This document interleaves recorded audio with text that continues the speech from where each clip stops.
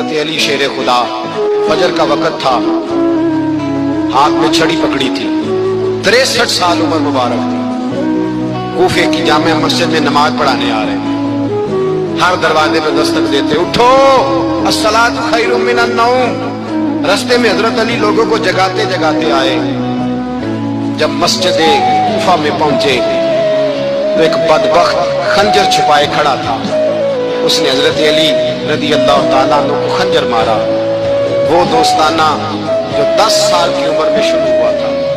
جب شیر خدا کو خنجر لگا تو پتہ لفظ کیا تھے؟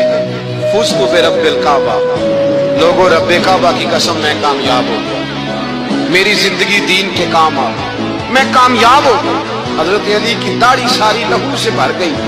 حضرت شیر خدا فرمایا کرتے تھے، ایک دفعہ میں بڑا بیمار ہوا، میرے سے اٹھ کے کھڑا نہیں ہوا جاتا تھا، حضور تیمارداری کرنے آئے تو میں نے کہا یا رسول اللہ پتہ نہیں بچوں گا کہ نہیں۔ حضور نے فرمایا علی نہیں، تو اس وقت دنیا سے جائے گا جب تیری داڑھی لہو سے رنگین ہو جائے گی۔ شیر خدا کہتے ہیں جب زخم لگا تو میں نے نیچے جھکا کے دیکھا تو داڑھی لہو سے بھری ہوئی ہے، میں نے کہا بس وہی کامیاب ہو گیا۔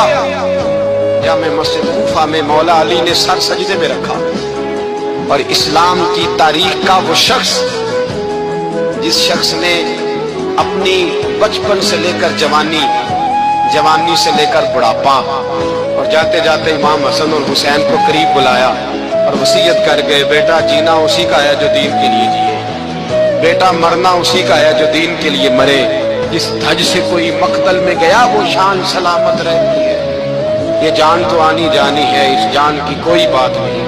حضرت شیر خدا کرم اللہ تعالی وجہ الکریم خاتم الخلفاء تھے، ان پر خلافت اسلامیہ ختم ہوئی۔ حضرت علی رضی اللہ تعالیٰ عنہ جس دن وصال ہوا، آپ کے بیٹے کہتے ہیں اس رات مولا علی نے خزانے کا مال سارا ایک رات پہلے تقسیم کیا، اور پھر جس جگہ مال خزانہ ہوتا تھا وہاں 2 نفل پڑھ کے کہا اے اللہ میں نے تیرے بندوں کی امانت تیرے بندوں تک پہنچا دی ہے۔ زندگی دین کے نام کر کے وہ شیر رخصت ہوئے۔